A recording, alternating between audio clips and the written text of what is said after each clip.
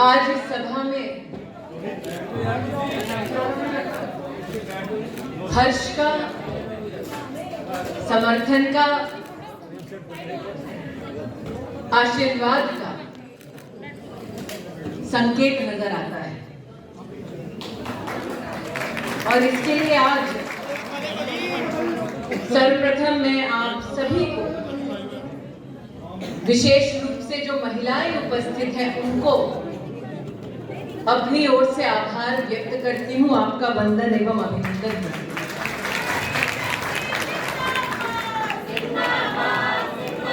जिंदाबाद के जो नारे एक बहन लगा रही है, उस नारे में उस बहन का विश्वास झलकता है। विश्वास इस बात का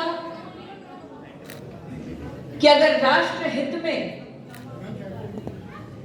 विकास के कोई काम करेगा, अगर समाज हित में समुदायों को एकजुट कर विकास के नए इतिहास को ही रचेगा, तो उस पार्टी का नाम है भारतीय जनता पार्टी। और आज आपने इस कार्यक्रम में अपनी उपस्थिति दर्ज कराकर हमें इस बात का संदेश दिया है कि आप उस राजनीति का समर्थन करते हैं जो राष्ट्र नीति में विश्वास रखती है, जो नव भारत के निर्माण के लिए पूर्ण विश्वास के साथ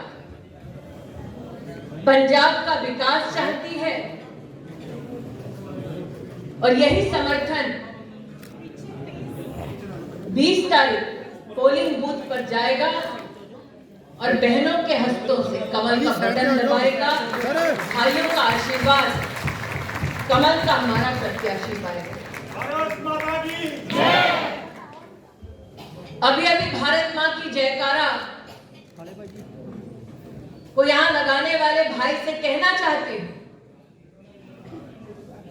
कि जिस कांग्रेस पार्टी के सरगना ने हाल ही में अपनी पार्टी की लॉटरी सिस्टम के आधार पर यह कहा कि प्रदेश का नेता कौन होगा, कांग्रेस का वही नेता देश की राजधानी में उन लोगों का समर्थन करता है जो भारत के टुकड़े होने का नारा देते हैं। आज मैं कांग्रेस के प्रदेश के नेतृत्व से पहला प्रश्न यह करना चाहती हूं, अगर वाकई में हिंदुस्तान पर आपकी आस्था है, वाकई में राष्ट्र से आपको प्रेम है, तो अपने उस नेता का आप खंडन क्यों नहीं करते जो देश के टुकड़े करने की बातें कहता है। देश के राजनीतिक विशेषज्ञों को यह लगता था कि राहुल गांधी जी मात्र नारों का समर्थन देते हैं, लेकिन उन लोगों को कांग्रेस पार्टी में सम्मिलित करके राहुल गांधी कांग्रेस पार्टी ने देश को यह संदेश दिया कि जो लोग देश के टुकड़े करने की बात कहें उनको गांधी खानदान विशेष सम्मान देकर अपनी पार्टी में शामिल करें। इसलिए देश के यशस्वी प्रधानमंत्री जी ने संसद में कहा कि कांग्रेस की आज ये हालत है कि उनका नेता टुकड़े टुकड़े गैंग का नेता हो गया है। इसलिए आज जो सम्मानित नागरिक यहां पधारे हैं उनसे करबद्ध निवेदन करने आए कि कांग्रेस पार्टी को वोट उन लोगों को वोट है जो लोग मात्र देश के टुकड़े करने की कामना नहीं करते, बल्कि ऐसे कारनामे भी करते हैं ताकि राष्ट्रीय एकता और कानून ये सब संकट में आए। पंजाब शूरवीरों की धरती है। यहां कई परिवार ऐसे जिन्होंने सरहद पर अपने बेटों को खोया। यहां कई माताएं बहनें ऐसी जिन्होंने बेटे को फौज की वर्दी पहनाकर माथे पर विजयश्री का तिलक लगाया। और जब इन घर परिवारों से बेटे सरहद पर जाते तो अपने परिवार, अपने पिंड से एक संदेशा लेकर जाते कि दुश्मन जब आंख दिखाए तो मां भारती के संरक्षण में प्राणों को न्यौछावर करने से पहले एक सेकंड तक मत सोचना। पंजाब की एक खासियत है। आज कांग्रेस पार्टी को दूसरा सवाल ये पूछे कि एक तरफ आपका राष्ट्रीय नेतृत्व देश के टुकड़े करने की बातों का समर्थन करता है, टुकड़े टुकड़े गैंग के मेंबरान को अपनी पार्टी में सम्मिलित करता है, और दूसरी ओर फ्रेम नहीं बंदे आप प्रदेश में एक ऐसे व्यक्ति को अपनी पार्टी की कमान थमाते हैं जो जाकर दुश्मन फौज को गले लगाता है। यह प्रश्न उठता है कि वो नेता जो दुश्मन की फौज के सिपह सालार को जाकर गला लगाता है, पंजाब में कांग्रेस पार्टी को मात्र वही मिला था अध्यक्ष बनाने के लिए। लेकिन प्रभु की लीला देखिए, जिसने अपनी राजनीति के लिए दुश्मन फौज के सरगना को गले लगा लिया। प्रभु की लीला देखिए, उनके नेता बनने के सपने को उन्हीं के नेताओं ने चकनाचूर कर दिया। ये एक अनोखा खेल खेला कांग्रेस पार्टी ने देश की लोकतंत्र में। भारतीय जनता पार्टी कहती है कि जनता चुनेगी नेता कौन है। कांग्रेस पार्टी कहती है कि उनका एक विशेष खानदान चुनेगा कि नेता कौन है। वो परिवार को पार्टी मानते हैं। हम जनता को अपना कर देश को अपना बनाते हैं। और इसीलिए आज मेरा गौरव है कि मेरे पार्टी के कर्मठ कार्यकर्ताओं ने विषम से विषम परिस्थितियों में विकास के लक्ष्य की प्राप्ति का संकल्प लेकर भारतीय जनता पार्टी के विकास के कार्यों को घर घर तक पहुंचाया। विकास क्या है? विकास इंसाफ भी है। जब बात पंजाब में इंसाफ की होती है तो 84 के दंगों को कौन भूल सकता है। 30 साल जिन्होंने अपनों को खोया वो इंतजार में थे कि इंसाफ कब होगा। 30 साल जिन्होंने अपनों को खोया, अपनी आंखों के सामने खून की नदियां बहते हुए देखी, वो इस फिराक में थे, इस इंतजार में थे कि कांग्रेस के वो नेता जिन लोगों ने नागरिकों को मौत के घाट उतारा, उनको दंड कब मिलेगा। आज कांग्रेस पार्टी से तीसरा सवाल मैं यह पूछती हूं, सत्ता तो आपकी थी, 84 के बाद उन लोगों को जेल की हवा क्यों नहीं खिलाई जो आपके नेताओं की फहरिस्त में आते थे, लेकिन जिनको देखकर 84 के दंगों में प्रताड़ित नागरिक कहते थे वो देखो जा रहा है वो कांग्रेस का नेता। जिसने मासूमों को मौत के घाट उतारा। इसलिए आज मैं प्रधानमंत्री जी का अभिनंदन करती हूं। 30 साल जो इंसाफ कांग्रेस पार्टी ना दिला पाई, वो इंसाफ भारतीय जनता पार्टी ने 84 के दंगों के विक्टिम्स को दिलाया। 300 केसेस दोबारा खोले गए, चार्जशीट फाइल की गई और वो नेता जो गांधी खानदान के साथ कंधे से कंधा मिलाकर खड़े रहते थे दंगों के बाद भी, आज वो जेल की सलाखों के पीछे। नरेंद्र भाई मोदी जिंदाबाद जिंदाबाद जिंदाबाद। विकास क्या है? विकास न्याय है। एक तरफ जितने परिवार, उन परिवारों ने अपनों को खोया दंगों में, उसे एक परिवार को 5 लाख रुपए का कॉम्पनसेशन देने का काम कांग्रेस ने नहीं किया, भारतीय जनता पार्टी।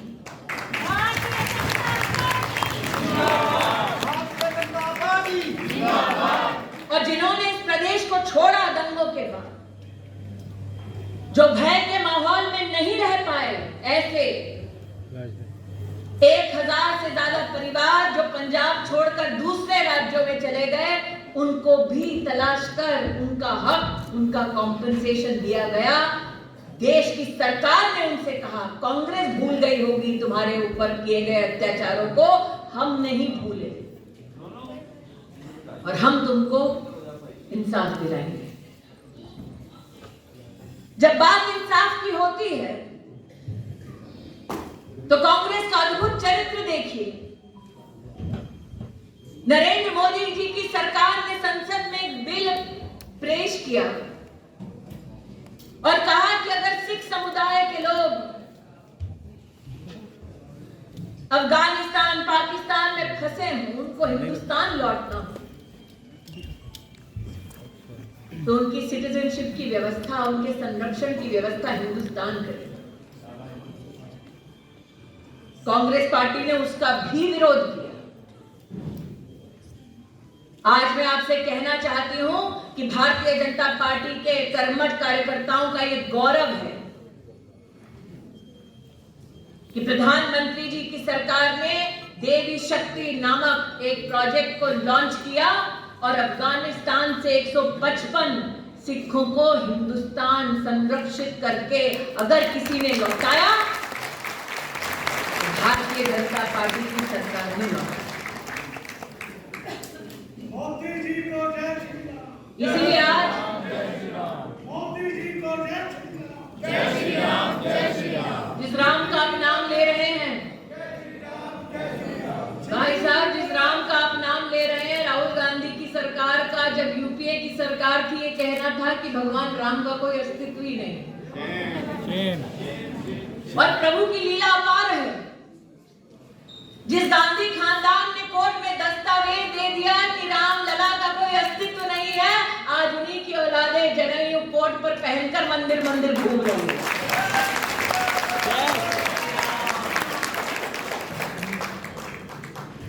इसलिए आज जब प्रश्नों की एक झड़ी लेकर आई हूं, तो कांग्रेस पार्टी से एक सवाल और करती हूं। जब यहां भारत मां की जय जयकार हुई, तो उस मां भारती को एक तिरंगे, एक संविधान के नीचे सुरक्षित, सुदृढ़ करने का संकल्प जो हिंदुस्तानियों का है, उस संकल्प में एक बाधा थी कि जम्मू कश्मीर में धारा 370 लागू थी। धारा 370 लागू होने की वजह से पंजाब के परिवारों का पार्टीशन के बाद क्या हश्र हुआ। 1,16,000 सिख रेफ्यूजी विभाजन के बाद पाकिस्तान से जम्मू कश्मीर गए। 70 साल की आजादी के बाद भी उनको उनका अधिकार नहीं मिला। जिनका सब कुछ लुट गया था पार्टीशन, उनको इस देश में 50 साल से ज्यादा कांग्रेस की सरकार रही, उनका अधिकार, उनका हक नहीं मिला। और जब वो हक दिलवाने के लिए, धारा 370 हटवाने के लिए मोदी सरकार ने देश की संसद में पहल की, कांग्रेस के नेताओं ने उठकर कहा कि हिंदुस्तान की संसद को अधिकार नहीं कि धारा 370 है। आप सोचिए इस हद तक राजनीति उनकी नीची हुई कि उन्होंने देश की वो संसद जो आप अपने परिश्रम से सींचते हैं, जो आपका हमारा अभिमान है, उस संसद की अहमियत पर कांग्रेस पार्टी ने ही प्रश्न चिन्ह लगा दिया। लेकिन नरेंद्र मोदी जी का संकल्प, धारा 370 हटी और उसकी वजह से 1,16,000 सिखों को जो पाकिस्तान से आए उनको वोटिंग का अधिकार। देखिए, आज एक सवाल कांग्रेस पार्टी से और पूछती हूं, तुम बात करते हो पंजाब की, सिखों की, पंजाबियों की, उनकी चिंता क्यों नहीं की जिनका सब कुछ लिट गया पार्टीशन में, जो आए जम्मू कश्मीर और कांग्रेस सरकार की वजह से उनके अधिकारों का संरक्षण नहीं हुआ। प्रश्नों की झड़ी बहुत है। एक उसमें और जोड़ देती हूं क्योंकि कैंडिडेट हमारी वकालत हमसे अच्छी कर रही,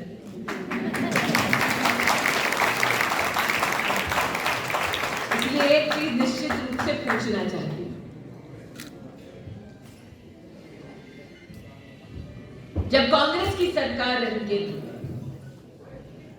तो पंजाबियों को मिलने वाली स्कॉलरशिप मात्र 15 लाख के आसपास। मोदी की सरकार है तो 30 लाख से ज्यादा पंजाबी बच्चों को स्कॉलरशिप मिल रही है।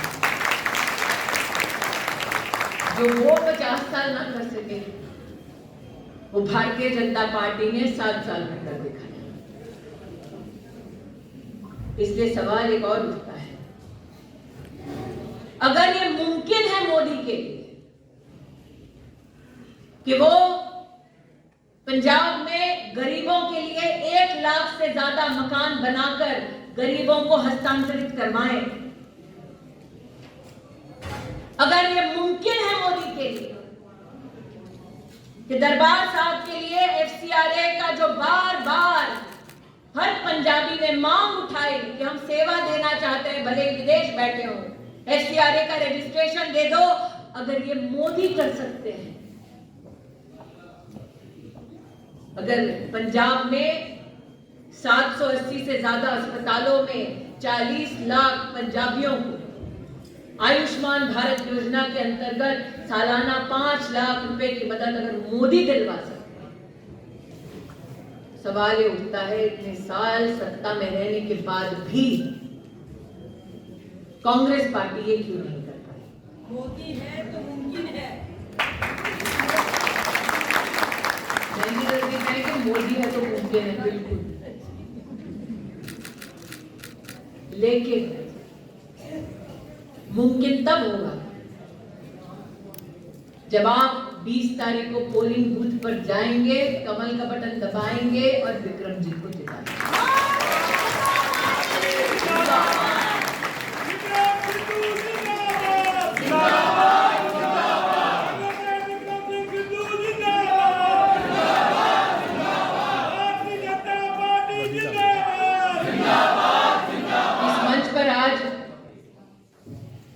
हमारे अध्यक्ष पुष्पेंद्र जी, महिला अध्यक्ष किरण जी, सबकी एक ही चिंता है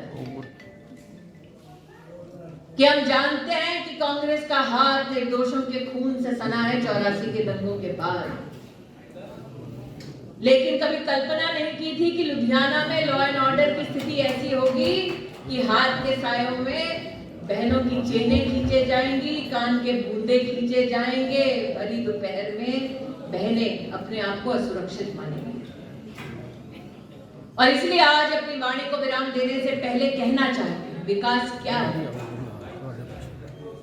विकास 84 के दंगों के विक्टिम्स को इंसाफ दिलाना है, 40 लाख से ज्यादा नागरिकों को आयुष्मान भारत की योजना तक पहुंचाना है, 1 लाख से ज्यादा गरीबों को उनके अपना घर, अपनी छत दिलवाना है, महिला को सम्मान दिलाना है।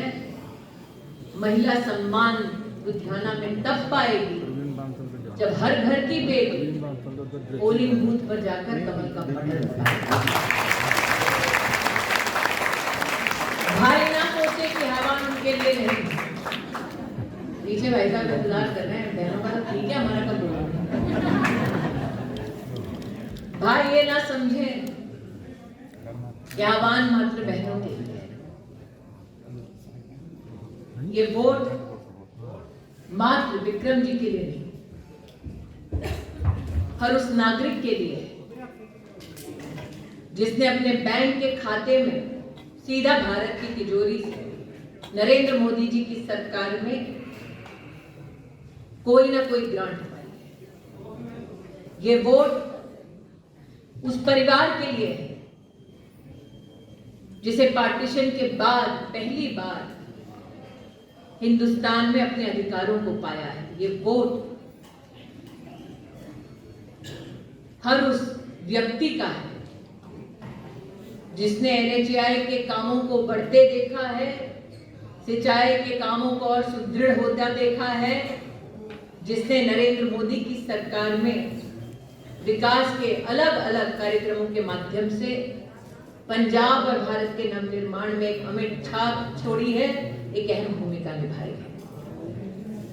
और वैसे भी विकास की जब बात करते हैं तो वो लक्ष्मी स्वरूपा जैसी दिखती है, और लक्ष्मी का स्वभाव है, लक्ष्मी जब घर आती है तो किसी का हाथ पकड़कर नहीं आती। लक्ष्मी जब आती है तो झाड़ू भी नहीं लगाती। लक्ष्मी आती है तो कमल पर बैठ कर आती है। इसलिए अगर लक्ष्मी को घर तो कमल का बटन दबाना है। विकास रूपी लक्ष्मी को आप घर ले आएंगे, कमल का बटन दबाएंगे और विक्रम जी को अपना विधायक बनाएंगे। आज आप सबके चरणों में इस निवेदन को अर्पित करते हुए अपनी वाणी को विराम देती हूँ। जय हिंद, जय भारत, बोलो भारत माता की